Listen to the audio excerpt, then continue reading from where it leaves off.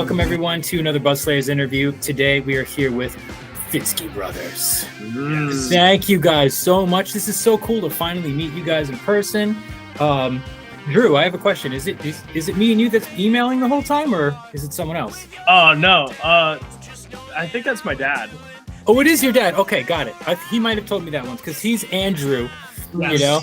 And I was just like, he always refers to you guys, you know, oh, the guys are on tour right now. The guys are driving. The guys this. I was like, is that him just referring to them as? But no, it makes more sense that it's your dad. That's awesome. All right, so I love that we're here in your jam space. It's amazing. It already answers a couple of questions that I had. Let's start with the new track. You guys are about to drop a new single. By the time everyone watches this, it's going to be out. I'm planning on dropping this on the day of. This single is dropping on the 30th. Mm-hmm. So if you guys ever read probably read some of the reviews that we've written about you guys in the past. Yeah. That's all me. I know your guys' music like super well. And what's the new one? Never Works Out. So This one was like high energy, like raw classic rock, southern rock, soul, funk, fucking everything, all kinds of stuff going on. Alex, dude, the part during the guitar solo when you're doing the ride, like fucking nuts, dude, on the new track. That part, dude, because the guitar solo is awesome, but it's got that I can't define the rhythm of it. It's like what's that song? You ever hear that song? Oh my god, I'm gonna lose it. Anyway, forget it. The point is that what you do with the ride, like you do like the kind of offbeat kind of rhythm during the guitar solo is just ridiculous, man. But anyway, so you know what I'm talking about, where you hit the ride and during the guitar solo. I'm thinking of, it's kind of like the upbeats on the ride during the guitar solo. I hear that, and then there's like a little fill you do on the walk up. That's kind of like Caravan-ish. While you're ripping, so there's a song. I can't remember. I can't remember the name. I've heard it a trillion times. Can't remember the name right now, but it's a hugely popular song, and it's got all the horns. Uptown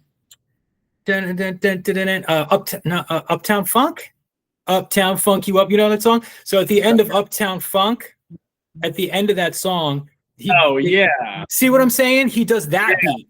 You do that beat at the end of the track, and it's just during the guitar solo, and I was just like, damn. But anyway, so the new track it's a banger, dude. Like you guys, you go up and downs in terms of like the styles of your songs. Sometimes it's a little smoother.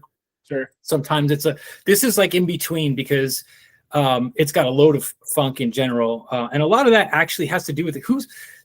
I have a question. Here's my first actual question. I'm gonna calm myself down, chill out here. Here's my first actual question. So when you guys are recording these kinds of tracks, Alex, I know you're playing the drums, and Drew, you guys both sing, but Drew, you're kind of like listed as the bass player. Right. So who's playing the guitars? Who's playing the keyboards on that song, dude? Yeah. So part of what makes I would say our shows and like our product really interesting is we don't have a set guitar player. So we just kind of bring in our friends that we think would suit the vibe the best. Because like we've been playing for a while and we've accrued like we have a list of guitar players. And I think Never Works Out is Buddy Spear, and our friend Natalie Brooke is playing keys on it, which is she destroys it. She destroys it. See, yeah. I mean, like she's like the essence of the funk in that song. And the solo part where she goes off with the crazy synth solo, dude. Yeah. She wrecks it during that part too. So, I mean, so you guys bring different guitar players. So, like, for River Runs Dry, is it a different guitar player for that one? Yep. Yeah. That was Joe Marcinek and our friend Ryan Gregg on keys. So when you bring these people in, do you have the songs already like written? Yeah. Well, yeah.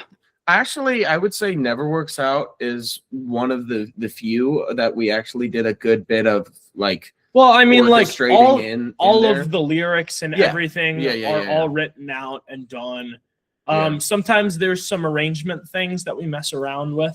That riff from Never Works Out was kind of something that came together when we were all in the room together. It was the one coming out of the solo. Yeah. But like they're mostly written, and to be honest, as soon as we write the songs, I kind of write them with people in mind. So like right from the genesis of when Never Works Out was written, I got like a feeling of what genre the song is, and then eventually like I go straight to who I think sounds best on that. I also want to say Natalie.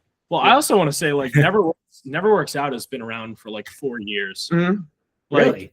Yeah. So like, a lot of the tunes that we've had, Alex and I started out playing punk when we were little. That's kind of like a lot of the intent of our sound was like we just kind of like got into Nirvana and wanted to play like loud punk rock with our friends. And that's classic.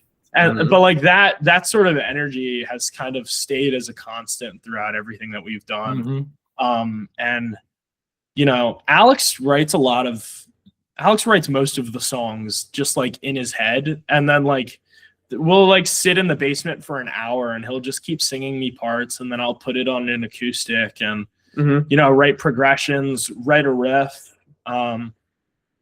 Mainly it is riffs that I give you. It's the riffs. Then it's like, oh, but this needs a third part or a bridge, and then I'll take and I'll write a bridge and be like, this needs lyrics, and it happens relatively quick. Yeah, like within an hour after I like present it to you. Yeah, if it doesn't need too much work. But it's like it's been a while of us like working out these tunes, and like there's versions we've done where we've gone into a studio and like, yeah, this is cool, but this could be better. Like, that where we've just kind of like been waiting. I'm really happy to finally put this one out there in the vibe that like finally feels right for it, because it's like it's gone through so many phases of like we used to play it out one way, and now we play it out the way that it is on the record. But there's another way in between that, like all this stuff, and And we went in the first time with like we did like a proper run through of a record. Like we had a set band, and that band played on the whole thing. And I feel like it's all the tunes that are out right now. It's better that it's now like specialized to the people, because the songs are so different that we get to specialize who's on it, and it fits the song more. You know what I mean? Like we could do the whole record with Natalie and Buddy and stuff, but they belong on that song, and we did that mindset for every single song because they're so different. So Alex, like, or both of you really. So let's say you have the song kind of down in a sense, right? It's like, okay, Drew's got some progressions he added in there. He picked up the acoustic. You wrote some riffs. He wrote some bridges. You guys are writing lyrics. So that's the point. At what point are you like, all right, cool. So like you said, it's basically like you said, like I have the genre in my head. I know who we need for these. And my follow-up to that really, because you already kind of answered that, my follow-up really is, if you're going to go play live, does that affect what songs you're going to play? Like, or can everyone on your kind of roster pull it off? I feel like the answer is kind of, for everyone on the live stuff is it's very specialized of who is on what in the studio. But when somebody's on a gig, like a guitarist for our gig, they should be able to play all of them. Like we're gonna play all of them. Yeah, we're not gonna not play it because they're not there. It's just gonna be when we're live, we're gonna play all of it. And my vision of who I want on what track and who we want is like relatively for the recording, like as the song is being written. Like it's for the recording of the song. It's essentially for like, all right, this is gonna be for the recording. I know I want Natalie on the keys. So I mean, I would assume that you wouldn't skip over any songs, but I would also assume, I mean, these obviously you guys are playing with like some seasoned ass dudes and girls that are being able to pull this kind of stuff off. You know, like I'm gonna learn all your songs because your songs they're not like the same. You know, they're all a bit different from each other. You know what I mean? Some of them are like heavier. You know what I mean? Like rockers. Some of them are way more like Southern. You know, kind of almost folk rock feeling with you know. So you guys always have like different directions that you take with the songwriting. This one, I feel like the new one kind of blends a bunch of stuff together that you guys have done before. Like It Never Works Out is like, it takes like some of the because it's an energetic track, but like you said, you keep the energy, you know, but it brings in the classic rock and the Southern soul and the funk, and it brings all this stuff together. I think it's one of my favorites that you've done. And I like River Runs Dry a lot too. I spent a lot of time with that song. So that kind of answers that. Now, the studio, the space that you're in right now, this is kind of like where you write the songs. And do you guys actually like get in there and like you pick up a guitar or a bass and you sit behind the drums and you guys just start riffing it out? Yeah, kind of thing to flesh it out a little bit. Yeah. After an additional like idea, I would say rarely do we come. It's happened before, but rarely do we come down here with no idea and start. It's always like I come down and I'm like, I got this, and then I sing him to it, and then after we've got it, like with just like vocals and him getting all the chords recorded is the most important thing. Like we just have our phones so we don't forget what we're playing and stuff, and then I'll hop back there and we'll figure it out. Yeah, but. So you guys are never like, oh, let's just go jam and see what happens. Well, yeah, but not for our originals. Yeah, I would say like we just get down and jam, we just start playing like Allman Brothers. It'll just be an all night thing. Yeah. So is that the kind of stuff? What kind of songs do you when you guys? Because I know you play a lot live. You actually, it looked like you have a tour put together, like going all the way through like the summer, through May and like early June, I think, or July even. I think you had a gig. So you guys obviously playing live is like one of your biggest attributes, you know. And so like, you know, when you guys are playing live, what do you play Allman Brothers? What kind of covers do you play? So one of the first things, so we back up Melody Trucks, and that was like when we started working with her, she really taught us how to tour the right way and how to do it correctly. And she made me the musical director, which was like, I had no idea what that meant, but basically I make all the calls on stage. I write all the set lists. So, and that's kind of carried over to what we do with Fitzkee Brothers. I mean, it's kind of like a mix for like who cues who and stuff like that. Like I might be in a moment or something like that, but for the most part, our covers list is Allman Brothers, Parliament Funkadelic, the Meters, a good bit of Dead, the Grateful Dead, the band sort of stuff, Little Feat, Van Morrison. Ooh, like that's Van Morrison. That ain't easy, dude.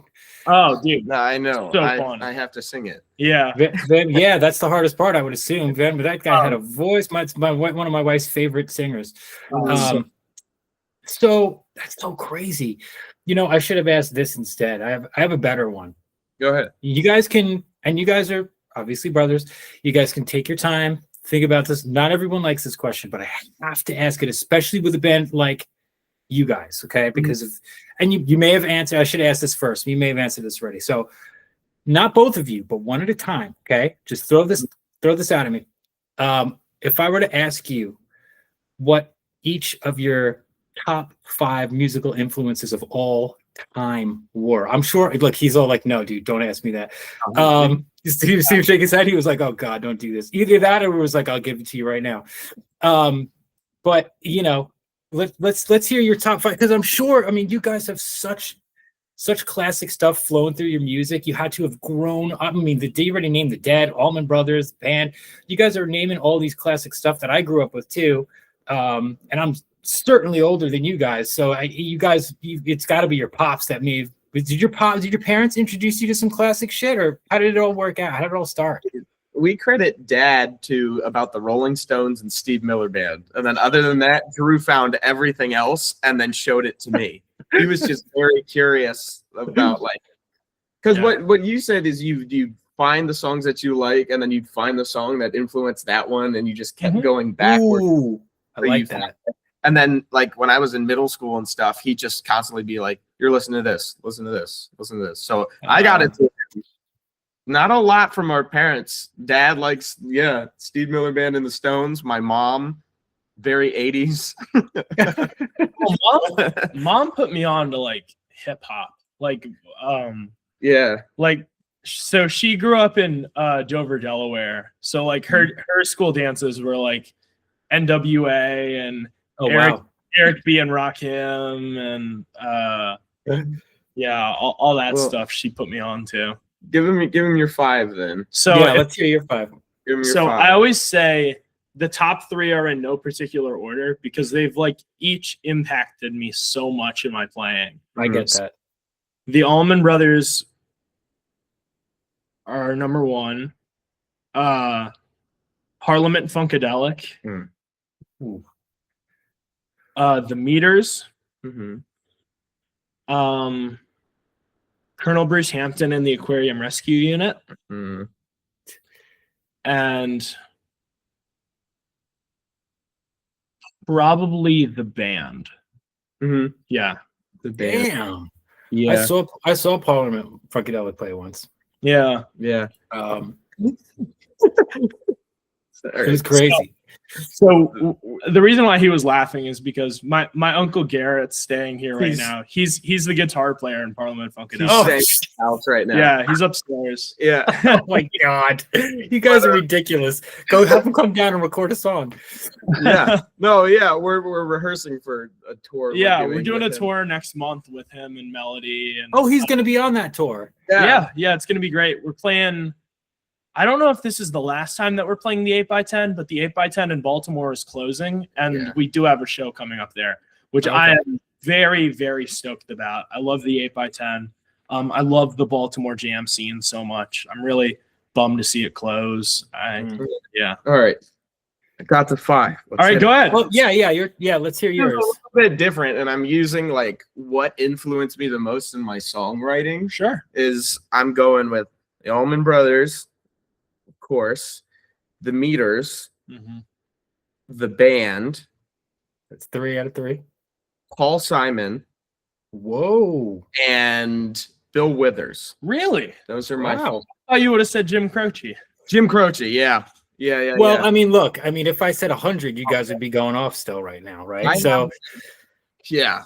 That's the challenge of top 5. It's not really top 5. The things fluctuate. What I was looking for is like, what did you put on one day where you were like, and you just dropped, like you mentioned Paul Simon, Bridge Over Troubled Water was a record I listened to, when I was a kid. I got it on vinyl. When I got my a record player, and I became obsessed with it. And then I kind of lost it for a while. And then when I was older, in my early 20s, I found it again at like a thrift shop, and I was like, and it was all beat up. The cover was all written on and drawn on. And I was like, Bridge Over Troubled Water, and I grabbed it, and it just rekindled this, because that's in my opinion, one of the best records I may have heard. Songwriting wise, incredible. Those are some really, obviously, all classic influences. I'm really not surprised at any of them, but. But Drew, you said one that I didn't recognize. What were those again? What was the middle one? The aquarium one. Probably Colonel Bruce Hampton and the Aquarium Rescue Unit. Let me write that down. What is it again, Colonel? Bruce Hampton. Colonel Bruce Hampton. Colonel Bruce Hampton. Yes. And the what? The Aquarium Rescue Unit. Aquarium Rescue. Unit. All right, say no more. I don't want to know. I'm going to check them out. I'm going to dig in myself. You tell them the members. So if you're aware of Oteil Burbridge, who's currently the bass player in Dead and Company. Okay. The Allman Brothers. And he was in the Allman Brothers also. But that was his first big gig, was playing with the Colonel. And he's actually, we joke a lot and say Melody's like our Colonel Bruce, because what he would do is he would put these bands together, and like nurture young talent that he saw coming up. So like notable members have been O'Teal, Jeff Sipe, Derek Trucks, Jimmy Herring, Kofi Burbridge, Kevin Scott, Dwayne Trucks, Bobby Lee Rogers, like all these amazing people in the jam scene, like came out of Colonel Bruce. Like he would sit in with Fish. Yeah. And he would create these bands, and then he would get them to this point of fame. Yeah. And then he would self-destruct. He would break the band apart. And now all these musicians are at this high level and they're spread out. So now they have like this following of like, go do it yourself. He like fertilized the jam scene. Yeah. Like, that's crazy. Yeah. There like wasn't a jam scene when he was around. It was just called like Grateful Dead music before Fish. For real. Yeah. And like they did this thing called the Horde Tour, which was called Horizons of Rock Developing Everywhere. And they realized like, damn, we can't sell any tickets by ourselves. Yep. But if we go on tour with a bunch of our friends, then we have a chance of like and so like they played like Red Rocks. Well, they did did the bands like Colonel Bruce Hampton Aquarium Rescue Unit, Fish, Dave Matthews Band, Blues Traveler. Allman Brothers were on it at one time. But, so they brought them together to do like tours and stuff to sell tickets, because one group of people would jump on for Dave Matthews, another group would jump on for another band, and they would end up selling together. That's so wow. So I'm gonna dig into this dude for sure. Yeah. I'm gonna find out. I'm gonna find out like tonight when I'm hanging out. I'm gonna find out about that because that's really interesting stuff. Yeah. So do you guys record at the same studio when you record stuff, or you change it up? For like this project, everything under Fitzkee Brothers on streaming has been at the same studio. We've done different studios, but currently, like every single song that we've released has come out of the studio. It's this studio called 89 North. That's up in is it? Yeah. Oh, 89 North is a in Long venue Island that we play. Yeah. Gosh. I could see you getting confused by that, but that's all right. 38 North. Well, it's confusing because there's 38 North, which is the studio, 118 North, which is in Philly, 89 North is in Long Island. Like, wow. So 38. So 38 North. Okay, got it. 38 North. And then when you guys go in to record, do you bring Natalie? Like everyone comes with you. Like for example, Never Works Out. Like, was that like how long did it take to record that? We usually do a song a day. It was a day. Just to get thoroughly tracked, and one day. But Natalie was able to put her part down and bounce because she had something else to do. But it didn't take too long. I love the nonchalant level of intense musicianship. She just laid those tracks down and bounced. Like you listen to the song and they're like crazy keys, That's awesome though. I love that. I'm always curious to know like how, because everyone does it differently, some people like, maybe you guys recorded like drums at home because you have a drum kit or what, you never know how you do stuff. But it's crazy that you're able to pull off kind of a song in a day, and then not counting the mixing and the mastering and all that stuff that comes out. Do you guys sit in on mixing and stuff like that? Well, I mean, I have a very limited knowledge of mixing and recording, but one thing I did, like I just took high school courses on it, and but we use this space down here to basically get demos that I'm able to like record through Logic, get a rough mix on, and then that's just currency to all our guitar players. Like when there's a guitar player in a different area, just send them the same email. Here are the songs. We demo them at home. That's how that works. Who wants to come do it? Yeah. Well, it's really like, playing the songs out really acts as like it like puts it all together. Yeah, like, this way you have the list. Yeah. But then you use that to kind of be like, all right, here's the new track, guys. Who this is the idea. Guitar solo here. Is it kind of like that? Like, oh, the guitar solo goes here, and this goes there, and then someone jumps on and goes, yeah, I want to do this, and then it just works out. Well, I mean, the guys that we play with, like our first call is like so good at like he prides himself on learning music to the point where he'll play the same set of originals for like months, and then like a couple days before or something like that, we'll send him the new original and we'll be like, hey, we want to try this one out, and then at the gig he's like, I'm good. Like it's just you just listen to it, and rehearsals aren't really a thing that we do too often. No, because we love spontaneity of jamming and stuff. So wow, yeah. That's crazy, dude. So when you go into the studio, do you have like a producer that you work with usually? Like someone that kind of chimes in and says, oh, maybe we should change this or that and bounce ideas off of? We have. Yeah. We on Give You All My Love. Yeah. Tomorrow, Lake Song. I think he was on Memphis too. Yeah. So for those 4, we had Jim Ebert. Mm-hmm. And then for the 2 that we have, the most recent 2, and, River Runs Dry and Never Works Out. That's been Buddy Spear, who's doubled as the guitar player. Right. Yeah. Yeah. Okay. Yeah. Because Give You All My Love is like, that's a banger right there, dude. That was the first one I heard from you guys. Is that one?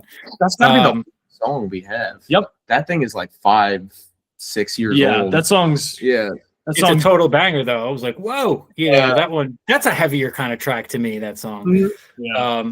And then it was great to get all your other tracks and see how it changed it up. Now it's like, I guess your dad sends the new track. He's like, "All right, here's the new one. It's coming out, on this day." And I'm like, "All right, well, I don't know." You know what I mean? Like, which direction are they gonna go? It's so different than something like River Runs Dry. Yeah. So I'm just like, all right, cool. But yeah, this was a banger too, in a different way than the first one. It's so interesting that you guys were able to pull all that stuff together, get your players, get the song recorded, fleshed out. So I can't. And you guys you're doing this live tour. So let me ask you this: in terms of having ideas, going down to your studio where you're at right now, fleshing them out. And then going to the recording studio to track them out, and then kind of having the excitement of hearing the final version of it. Even though you've already done all this previous stuff, when you hear the final version, it's still exciting because it's like, oh, it came out great. A song like this, there's a lot of layers to it. It's like, oh man, like you have to be psyched.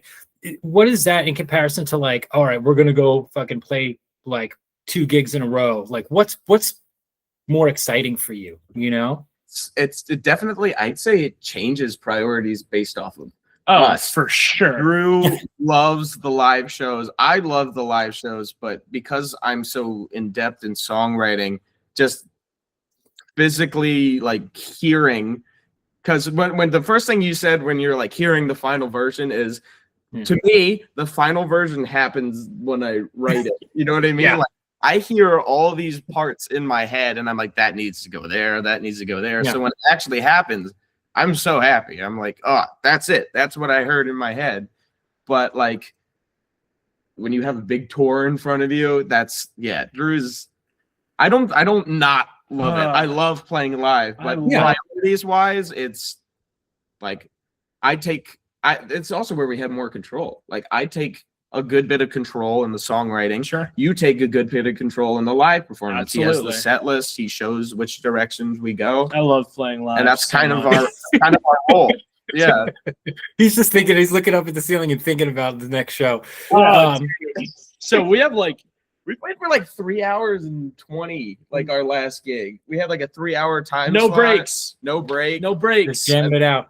We just decided to hip shoot a whipping pose. 3 hours straight. 3:20 was the end ETA. Yeah. That's crazy. I mean, I can totally understand like Alex, like, you have the song in your head and like for a song like Never Works Out, like if you kind of have it in your head, like how close to what you had in your head did the song when it came to fruition? Was it like super close? Was it just about there? Or was it because things happen. You may have an idea for a song in your head and then it's completely, maybe it comes out. It's not always going to come out the way. So was this pretty close to the idea? Yeah. I mean, things do definitely change. I can say that the Natalie stuff wasn't really on my radar when I wrote it, because when I wrote it was a while back and I've heard it in different iterations and it changed. And it was actually like very bare bones. Like I just had the verse and the chorus, and then we would jam over this 1/4 for a while. And it was just a very basic song. And what I wanted to do with this song, rather that's different than what we've done with others, is I had Natalie in mind, and I had Buddy in mind, and I said, I want to bring these two in the studio, and I want them to give me their 2 cents so they can help flesh this out, because they're really good composers and musicians. Like, I remember being in the studio with Natalie, and she was like, I got an idea for this, but I don't want to, like, it's your song. I don't want to. I'm like, that's why you're here. Let's hear it. Your ideas, because that's why I wanted you on this track. So all of the key stuff, like, we just let her have her way on that, because that's so what we wanted going in. And like, there's multiple times when we're down here writing something and we do a lick or something, we're like, that's a Joe Marcinek lick. Like, that's what we need. Like, these like, people come along as we write the songs, and I'm like, I need her. Like, this is such a Natalie thing that. So then sometimes maybe it's even better than what you had in your head, because you get Natalie came in and just like, because if you, I can't even imagine, you know, I'm not much, you know, much of a songwriter, but it's like, I can't even imagine how you two like kind of work out the songs together. And then it's like, you bring someone like Natalie in who just destroys everything in probably an hour and a half or something, and then leaves. You know what I mean? Like, what it was one of those things where she was doing the solo on the synthesizer at the end, and it was one of those things where Drew and I are sitting down on the couch, and everyone is, and she's doing her solo, and she gets to the end of it, like first or second take, and we're like, dude, that's awesome. And then she's constantly just like, nope, redo. Like, her standard is like up here. So good. That's really what you want, is somebody that like is constantly like jaded. Yeah. You got to restart. I want a perfect. You know what I mean? Like, and that's kind of the thing. It's like, it's cool to have people.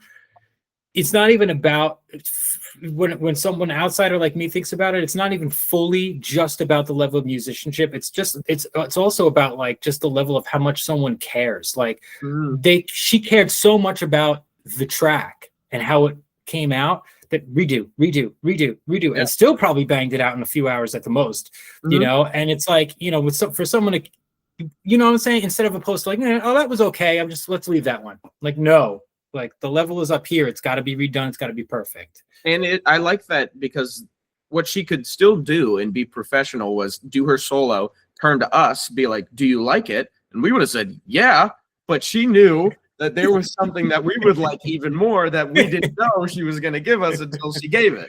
Yeah, she added a lot of drive to that song, man. Yeah, so that's amazing. So, all right, so this one comes out, Never Works Out comes out on the 30th. This is going to be, so it's out now, because when people watch, it's going to be out. So, yeah, I'm going to plan on dropping this on the day of. I appreciate you guys taking your time. It's amazing. I love you guys are hanging out in the studio. It was cool to see, because I had a lot of questions about how you write the songs and how you record the songs and stuff, and I got a lot of that. Like, I feel very satisfied now. So that's going to be coming out, and then you guys are already working on new stuff, or are you just planning on focusing on the tour right now? So we are always working on like new material here and there. Although I forgot to mention about Never Works Out. I'm happy about it, because it's different from what we've been doing. This is the first song that Drew is singing. Yes, it's true. Yeah, that I think is great, because in our earlier iterations of bands, Drew sang everything, and I sang harmony. And this was the first song I wrote that I was like, this is not my voice on this. Yeah, and I'm like, this is Drew's voice on this one. So. Yeah, that's awesome. That's amazing. Yeah, to get to the vision in my head, but using Drew's voice, it was it was good. That's a banger. So obviously you sing that one live. Yes, I do. It's a great break, dude. It's fun for me. Oh, it's a good break. Yeah. I get to just play drums. That's amazing. Oh my god. All right. Well, again, I gotta thank you guys. Again, thanks for showing me the studio. It's really fun, really cool. I want to stick around and ask about all the axes on the wall, but I'm not going to.